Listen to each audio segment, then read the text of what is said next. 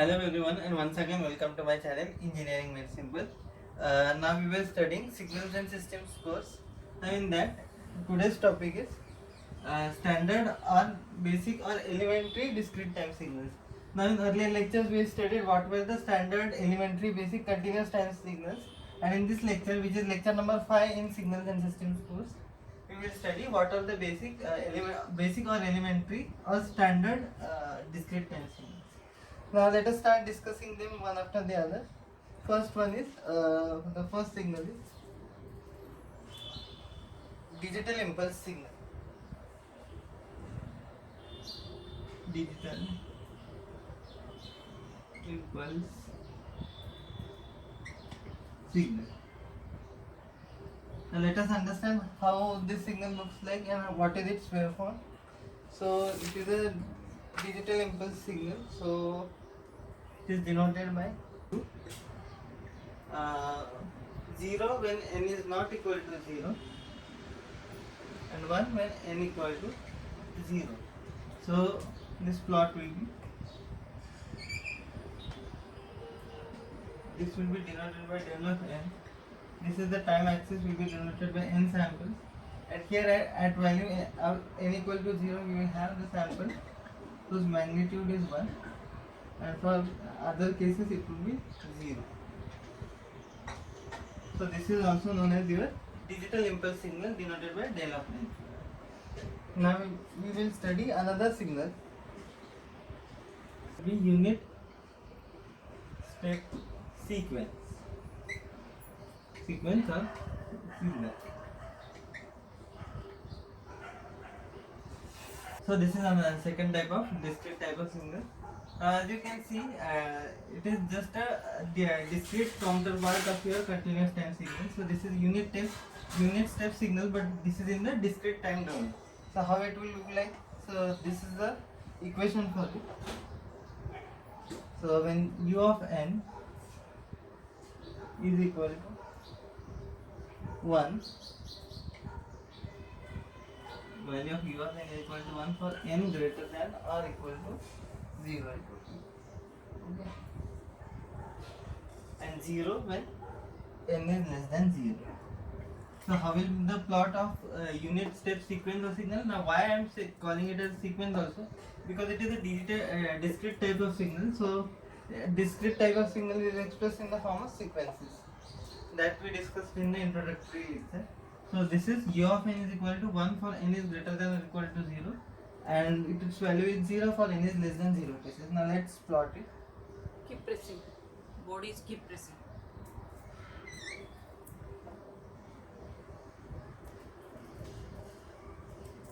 So this is u of n. This is the n axis, which is the time axis. In case of discrete time signal, we will call it as a sample. But it is a discrete time signal, so this n denotes the time interval or number of samples. Okay. So basically here, so for n is greater than or equal to 0, its value is 1. So let us put this value as 1. And for all the rest of the cases, so here its value is 1. Here again its value will be 1. 2, 3, 4, 5, and 6. So let us draw this sample. So value is 1.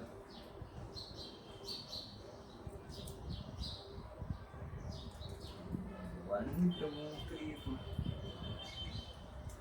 And this will continue. The signal will continue like this because it is 1 for its value is 1 for n is greater than or equal to 0. So it will continue for different values of n. And for negative values of n, that is n is less than 0, the signal value is whether the signal is 0. So I will write here. For n equal to -1 it is 0, -2 it is 0, -3 also. 0. So it is the discrete time version of the unit step signal which we studied in the continuous time domain. See, it is the same plot. If I draw a line connecting this, it will look like a unit step. So if I draw a line over here in casting this curve, it will be looking like the continuous time continuous time unit step signal. So this is our discrete time unit step signal or sequence. So now let us move on to the third type of signal.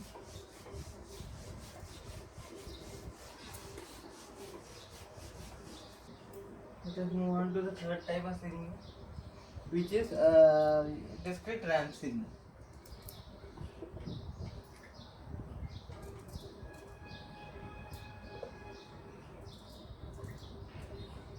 Discrete ramp signal. So now let us write its equation. So discrete ramp signal is denoted by R of n, or in some books it is referred as UR of n also. So its value is n for n is greater than or equal to 0.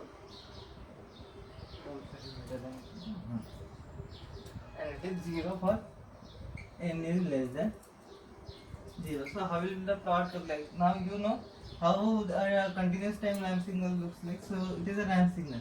Now its value is n for n is greater than or equal to 0. So this is given then.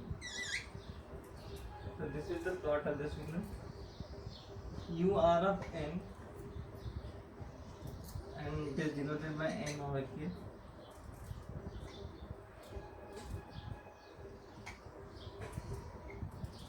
Now for n is greater than or equal to 0, its value will be n. So whatever will be the value of n, that would be the amplitude or magnitude of the signal. So as it is, for n is greater than or equal to 0, its value is n.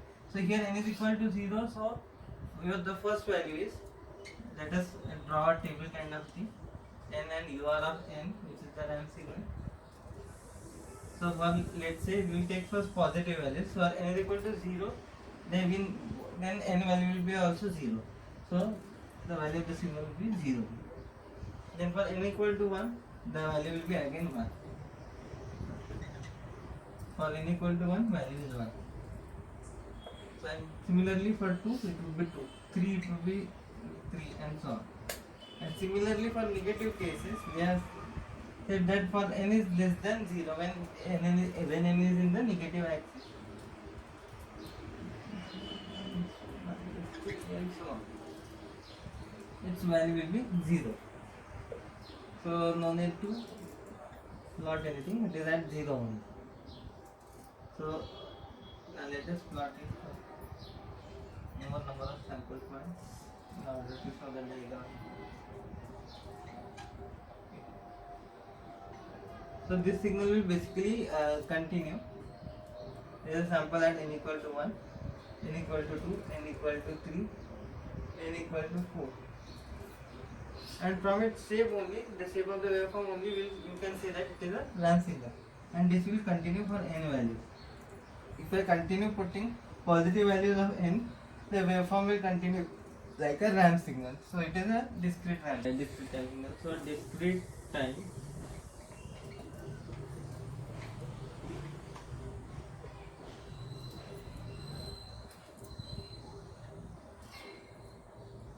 exponential signal. So now let us discuss. This is denoted by G of n. And different books may use different notation, but the equation will be the same. G of n is equal to a raised to n. So this is the signal expression. This is how the signal is denoted. So G of n is value is a raised to n for खाली बघून वाचल्यासारखं होतंय n is greater than or equal to 0. हातात घेतलं So its value is a raised to n for n is greater than or equal to 0, and its value is 0 for n less than 0. So now let us plot this particular signal, which is our discrete time exponential signal.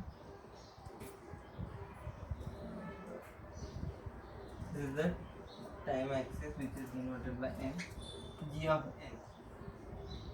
Now its value is a raised to n for n is greater than or equal to 0. Now let us plot first the positive values, plot the signal for positive values of n. So this is our n. This is G of n, which is nothing but a raised to n for positive case, for positive values of n. Okay. So here n value is 0, first sample at the origin. n is equal to 0. So a raised to 0 is nothing but 1. So we will plot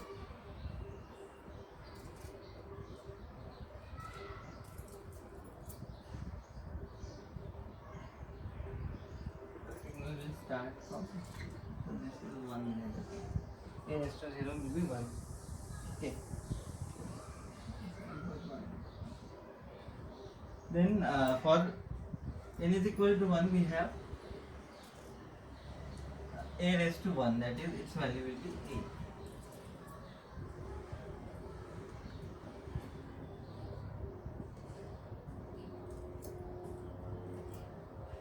Here its value will be a.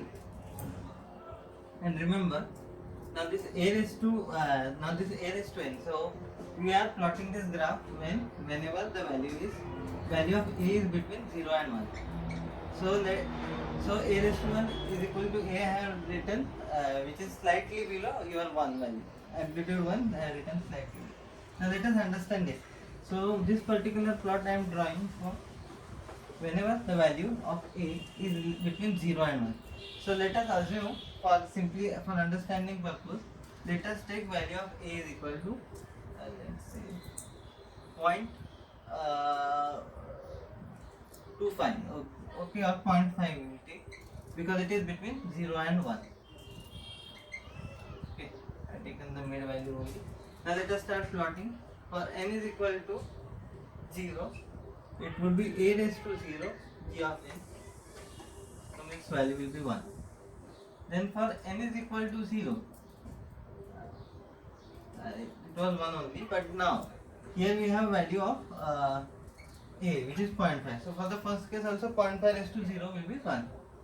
And then for the second value we will be having 0.5 raised to 1, because the equation states that a raised to n, and I have taken a value to be 0.5. So whenever it is 0.5 raised to 1, its answer would be 0.5. So here that's the reason, whenever the value is between 0 and 1, the exponential curve will decay like this. During n is equal to 0, its value will be peaking at 1, but slightly it will go on decreasing. So for the second sample, for n is equal to 1 time instant, its value will be 0.5. Similarly for the next value, 0.5 raised to 2, that is 0.5 is nothing but a. 0.5 raised to 2 is nothing but 0.25.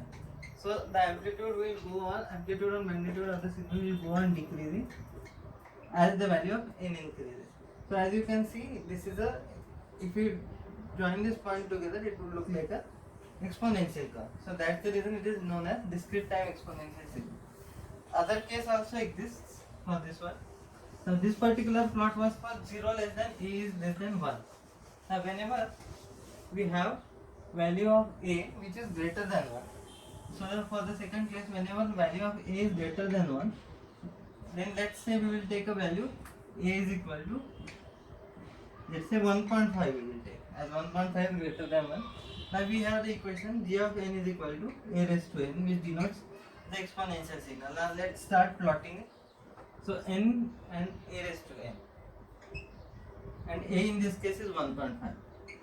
So n is 0, then 1.5 raised to 0 is again 1. 1.5 raised to 0 is again 1. So that's correct. Then we have for value n is equal to 1, we have 1.5 raised to 1, because a raised to n it is, its value is 1.5. For n equal to 2, we have 1.5 square. So it will be 1.5 is to be 2.25. Similarly for this, and so on and so forth. So now when we plot it over here, for a is greater than 1 case, the discrete time exponential signal will look something like this. So this is my g of n, this is my n value. For n is equal to 0, it will be starting at, its value will be 1. Now start plotting it. For n is equal to 1, its value will be 1.5 magnitude or amplitude. For n is equal to 2 case, it would be 1.5 square value.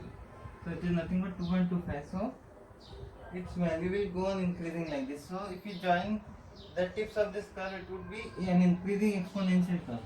So these are the two variants of discrete time exponential signal depending upon the range of the value of a. And for n is less than 0, the signal will be as it is 0. So that doesn't change. Minus 2 minus 3. So when a is greater than 1, it would be an increasing exponential curve. When a is less than 1, it would be a decreasing exponential curve.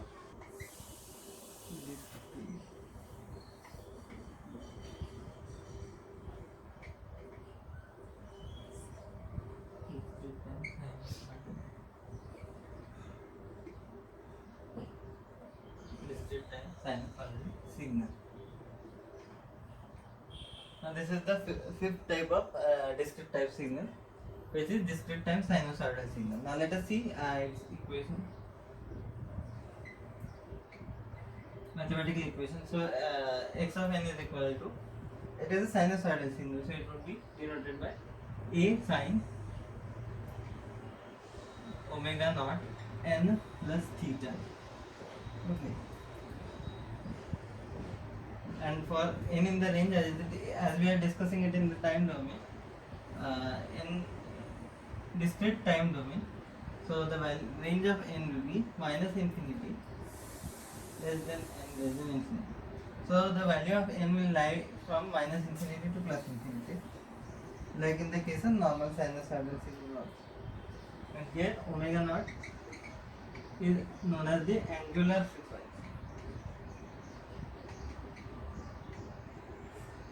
in radians per second. That is the angular frequency in radians per second.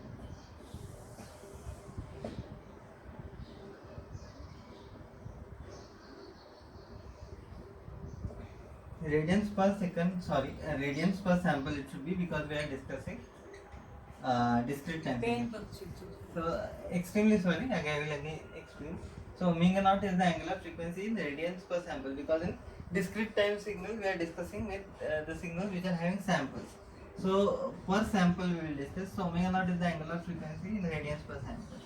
There is another type of frequency which is denoted by f naught, which is the frequency in cycles per sample, which is denoted by omega naught upon 2 pi. So its unit will be cycles per sample. Now what is this exactly? Angular frequency, it is denoted by omega naught is equal to 2 pi f naught. So now if I want to find the fundamental frequency, I will take f naught on this side. So here I will have omega naught upon 2 pi, and that is the reason we will have the unit as cycles per sample. Now let us see how we will plot this particular fellow, that is x of n is equal to a sin omega naught n plus theta. For time being, I am not considering any theta value. So let us consider, we will simplify the case and we will solve. Theta will denote the phase angle only. So whether the waveform is shifted or not, that we will come to know with respect to the phase angle. But for time being, for simplicity purpose, I am ignoring the phase part of this particular signal, that is discrete time sinusoidal signal. So now let us plot the signal. Let us say it is x of n is equal to a sin omega naught n. So for different values of n, we will plot the value of x of n. So this is how we will plot the signal. Please change the pen. So for different values of n, we will plot the values.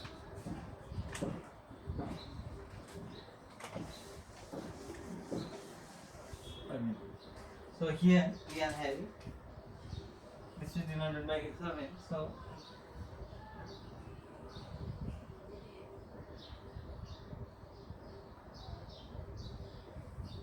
now everybody knows how a sinusoid looks like. For negative values of n, we will go on plotting.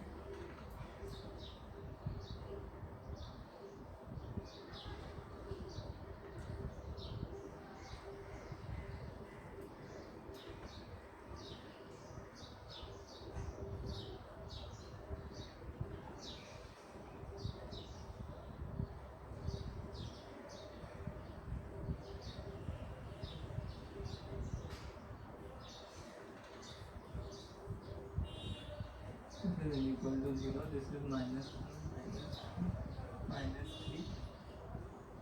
4 and so on. Negative values. And this is our x of n, which is nothing but a discrete time sinusoidal divided by sin of minima. And this axis, which is x-axis, is denoted by number of samples, which is n, a time instance. As you know, value of n is ranging from minus infinity to infinity. So we can take infinite number of values from the negative side also and the positive side also. So that is what I am doing over here. So here at n is equal to 0, value of sine 0 is 0. So I have written it as 0.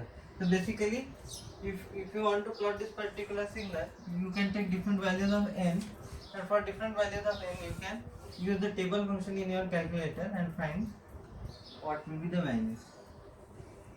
And for this also you have to assume some angular frequency and in order to plot it. Now just I want to show you how the waveform looks like, so I am drawing the plot directly over here.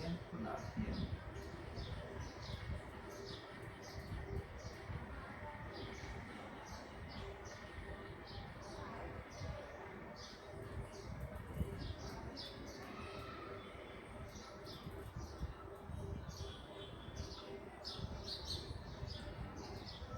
Then it will go on the same way in the negative side also. Negative side. So as you know, sinusoidal signal or cosinusoidal signal is periodic in nature. So the same pattern, this particular pattern, will go on repeating itself. So you can take suitable values of omega naught also and n also in order to plot this value. And if we see, this is the plot for positive values which I am getting. So this is 1, 2, 3, 4, 5 and rest of the remaining values. Now if you can join the top of the amplitude values, if we join this, so have a close look. This looks like a sinusoid. So this dotted thing is not visible in discrete time domain. Just in order to understand why it is known as, why this particular signal is known as sinusoidal signal, because if you join the signal values at the top, the magnitude of the signal, the values of x of n, we get a plot which is similar to a sinusoidal signal. Its shape is similar to sinusoidal signal. So that is the reason it is known as the discrete time sinusoidal signal. So this is our discrete time sinusoidal signal. So now the sixth type of signal, which is discrete time complex exponential signal. It is denoted as x of n is equal to a raised to n e raised to j omega naught n plus theta. Now, so this is the equation of the mathematical equation of the signal which I have tried. And as it is discrete, so the independent variable will be small n over here, and n will take discrete time values. Now here, now let us expand it. Now how will you plot e raised to j omega naught n plus theta? So e raised to j theta can be written as cos theta plus j sin theta as per Euler's relation, Euler's formula, by Euler's formula. So we have equation of the type a raised to j, a raised to n, e raised to j omega naught n plus theta.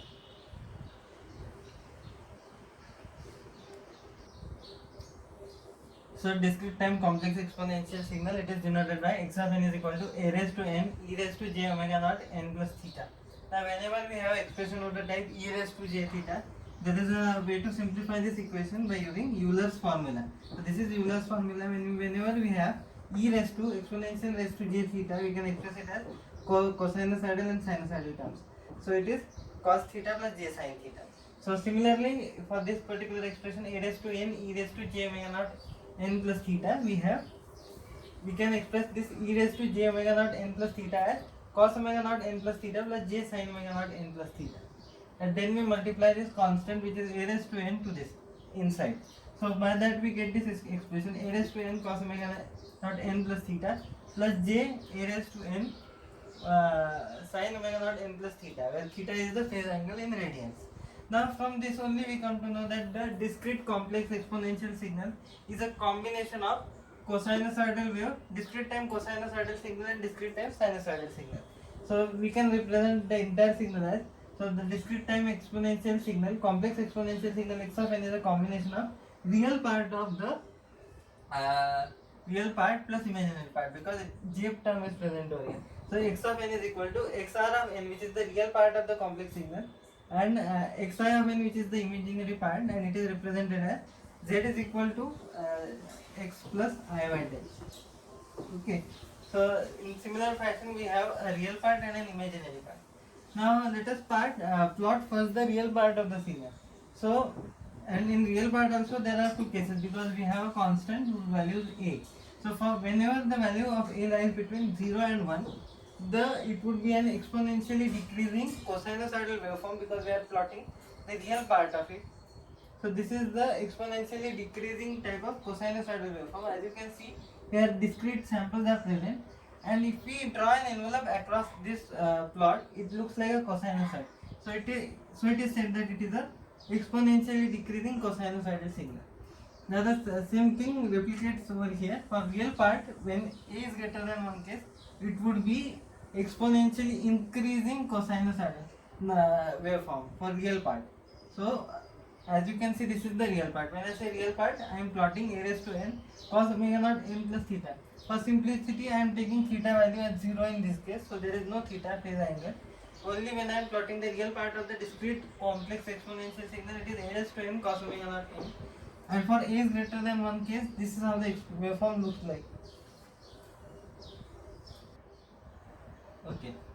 So now we just now saw the plots of the real part of the discrete time complex exponential signal. Now let us observe what does the waveform of the imaginary part of the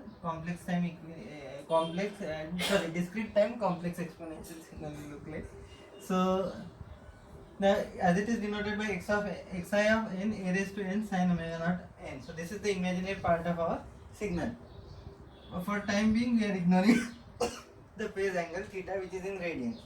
Now this is the plot of xi of n a raised to n sin of omega naught n, for the case whenever value of a lies between 0 and 1. As it is a discrete time signal, it will be in the form of samples or sequences. So for different values of n, these are the samples which are present in the signal. X of n a raised to n sin omega naught n. And as the value of a is less than 1, just as in the case of discrete time exponential signal, it would be an exponential decreasing one. But if we